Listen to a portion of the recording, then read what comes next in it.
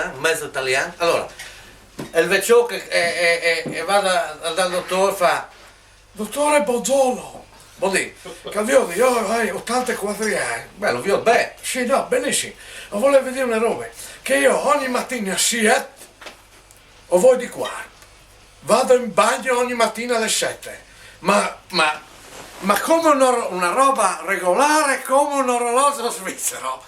Ma Calvioli che, sì, a 85 anni, a Sares, una roba, una roba che a vorrei a doccia, insomma. No, sono con te, il problema è che io mi alzo dal letto alle 8:15.